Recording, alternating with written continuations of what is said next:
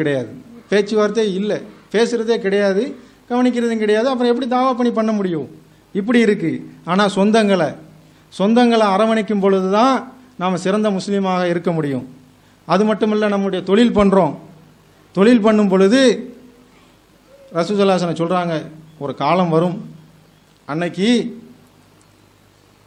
தான் சம்பாதித்த தான் ஈட்டிய பொருள் ஹலாலா ஹராமா என்பதை அவங்க பெரிதுபடுத்த மாட்டாங்க அப்படின்னு ரசூலுல்லாஹி ஸல்லல்லாஹு அலைஹி வஸல்லம் சொல்கிறாங்க.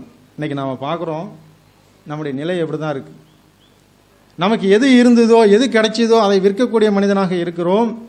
தொழில்களில் வந்துட்டு எப்படி சொன்னாங்க ரசூலுல்லாஹி ஸல்லல்லாஹு அலைஹி வஸல்லம், ஒரு இடத்துக்கு பஜாருக்கு போகிறாங்க, ஒரு கோதுமை இருக்குது, கோதுமை குமியலை வச்சு ஒருத்தர் விற்றுக்கிட்டு இருக்காரு, மேலே காஞ்சிருக்கு, கையை விட்டு பார்க்குறாங்க, உள்ள ஈரமாக இருக்குது.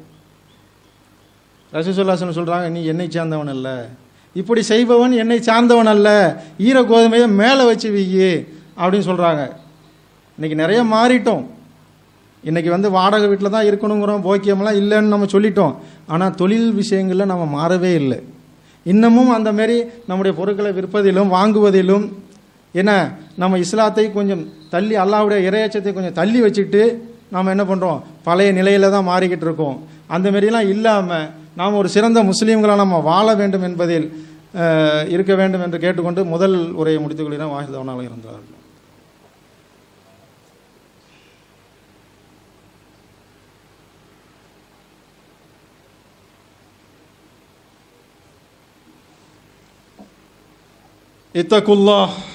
இத்தகுல்லாஹ ஹக்க துகாத்திஹி வலா தமூதுன்ன இல்லா வ அன்தும் முஸ்லிமூன்.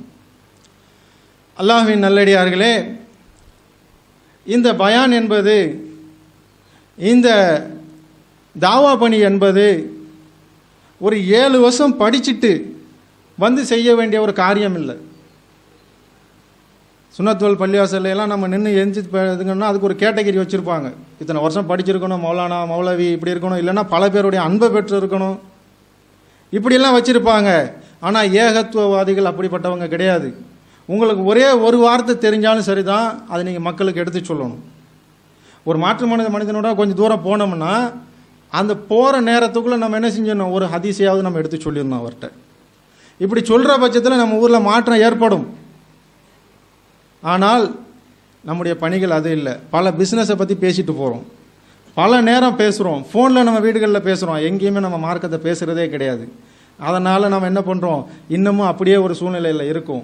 அப்படி இல்லாமல் நாம் அல்லாஹ்விடத்தில் நாளைக்கு பதில் சொல்லக்கூடிய மக்களாக இருக்கிறதுனால யாரோ ஒருத்தர் மைக்கில் பேசுகிறாரு, அவர் தாவா பண்ணிட்டு போயிடுவாருன்னு இல்லாமல் நம்முடைய ஒவ்வொருத்தருக்கும் பொறுப்பு இருக்குது. நம்முடைய ஒவ்வொருத்தரை பற்றியும் அல்லாஹ் நாளை மஹ்ஷர் மைதானத்தில் அங்கே நிப்பாட்டி நம்ம கேள்வி மேலே கேள்வி கேட்பான். அந்த கேள்விக்கெல்லாம் பதில் சொல்லக்கூடிய மக்களாக இருக்கணும். தொய்வு விழுந்துருச்சு. அது மட்டும் இல்லை, நம்முடைய பிள்ளைகளை அந்த மார்க்க கல்வியோட உலக கல்வியும் படிக்க வைக்கணும்.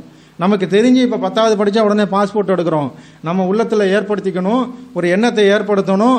இனிமேல் நம்முடைய பிள்ளைகள் இப்போ வெளிநாடுகளுக்கே போக வேண்டாம், பாஸ்போர்ட்டே எடுக்க வேணாங்கிற ஒரு தீர்மானத்தை நம்ம உள்ளத்தில் எடுத்தால் மட்டும்தான் நம்ம பிள்ளைகள் நல்ல விதமாக இந்த உலகத்தில் வாழ முடியும், இந்த நாட்டில் வாழ முடியும். ஏன்னு கேட்டிங்கன்னா, நம்ம வெளிநாட்டுக்கு பெரும்பாலும் அனுப்புகிறோம். ஒரு 100 பேர் அனுப்பினோம்னா ஒரு 10 பேர் நல்ல மனிதர்களாக வர்றாங்க. பாக்கி 90% பேர் இந்த மார்க்கத்தை விட்டு அப்பால் போகக்கூடிய மக்களாக இருக்காங்க. கண்கூடாக பார்க்குறோம். அந்த துபாய் போன்ற நாடுகள்லாம் பார்த்தீங்கன்னா நம்முடைய இளைஞர்கள் கெட்டு குட்டிச்சவராகக்கூடிய சூழ்நிலையை நம்ம பார்க்குறோம். ஒரு காலத்தில் இந்த ஊரில் எல்லாம் படிப்பு ரொம்ப கம்மி, மக்கள் படிக்க மாட்டாங்க. ஆனால் அல்லாஹ்வுடைய நாட்டத்தால் இன்றைக்கி பசங்கள்லாம் நல்லா படிக்கிறாங்க. படித்தாலும் என்ன செய்கிறோம், ஓரளவு படித்து வரும்போதே பாஸ்போர்ட்டை போட்டு வரோம். அப்புறம் மனிதன் அந்த அந்த இளைஞனுக்கு எப்படி நமக்கு இன்றைக்கு இருக்கணுங்கிற ஒரு எண்ணம் வரும்? வராது. ஏன்னா நாம் அப்படி தானே வர்றோம். இப்போ பெரும்பாலும் மாற்று மத சகோதரர்களை எடுக்கிறோம். அவங்கள மாமன் யாருன்னு கேட்டிங்கன்னா ஒரு 20 வருஷமாக ஒரு அரசாங்க தொழிலில் இருப்பார். இன்னொருத்தர் அவர் சித்தப்பாவை கேட்டிங்கன்னா அவர் ஒரு IAS ஆஃபீஸராகவோ இல்லை ஒரு டாக்டராகவோ இப்படி இருப்பார். ஆனால் நம்மளுடைய நிலை என்ன? நம்மளுடைய மாமன் மச்சானை பார்த்தீங்கன்னா, நம்முடைய மாமன் யார், அரபி வீட்டில் ஒரு 20 வருஷமாக வேலை செஞ்சுக்கிட்டு இருக்க ஒரு டிரைவர். நம்முடைய சித்தப்பா யாருன்னா ஒரு நல்ல ஒரு கூட்டி ஒரு நாள் கூட லீவு போடாமல் ரோடு கூட்ட ஒரு மனிதன், ஷேக்குக்கு பக்கத்தில் ஃபோட்டோ எடுத்து பேப்பரில் வரக்கூடிய நிலை. இப்படி தான் இருக்குது. அதே எண்ணம் தான் நம்முடைய பிள்ளைகளுக்கு ஏற்படும். அதை நாம் சின்ன வயசில் இருந்தே நாம் பக்கத்தில் இருந்து அந்த பிள்ளைகளை வளர்க்கணும். இப்போ பாம்பேயில் நடந்த ஒரு சம்பவம், ஒரு ஆராய்ச்சி ஒரு முடிவு சொல்லியிருக்கு. என்னன்னு கேட்டிங்கன்னா, அந்த பிள்ளைகள் பெரும்பாலும் கெட்டு போகக்கூடிய பிள்ளைகளாக இருக்காங்க. ஒரு பகுதியில் அங்கே நிறைய முஸ்லீம்கள் தான் இருக்காங்க. ஏன்னு கேட்டால் அவங்களுக்கு ஒன்று தாய் இருக்காங்க, இல்லைன்னா தந்தையோ யாரோ ஒருத்தர் இருக்காங்க, இல்லைன்னா 2 பேருமே இல்லை.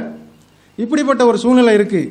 ஆனால் நாம் எல்லாரும் இருந்தும் என்ன செய்கிறோம், நம்மளுடைய பணியை ரொம்ப தொய்வாக விட்டுட்டோம். அது மட்டும் இல்லை, நம்ம பக்கத்தில் இருந்தே நம்முடைய பிள்ளைகளை கவனிக்க முடியாமல் இருக்கும்.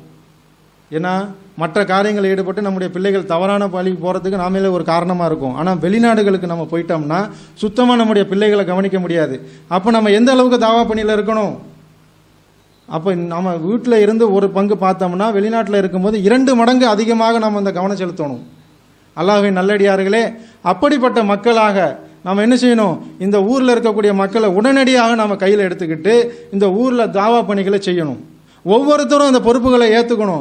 ஒவ்வொருத்தரும் நாளைக்கு மறுமையில் விசாரிக்கப்படுவோம் அப்படின்னு சொல்லிட்டு இந்த பணிகளை செம்மையாக செய்யக்கூடிய மக்களாக உங்களையும் என்னையும் ஆக்கி அல்லாஹ்வின் நல்லடியார்களாக மாற அல்லாஹ் கிருபை செய்வானாக என்று கேட்டுக்கொண்டு உதயமூர்த்தி கொள்கிறேன். வாஹிர் தவன் அல்ஹம்துலில்லாஹி ரப்பில் ஆலமீன். அஸ்ஸலாமு அலைக்கும் வரஹ்மத்துல்லாஹி வபரகாத்துஹு.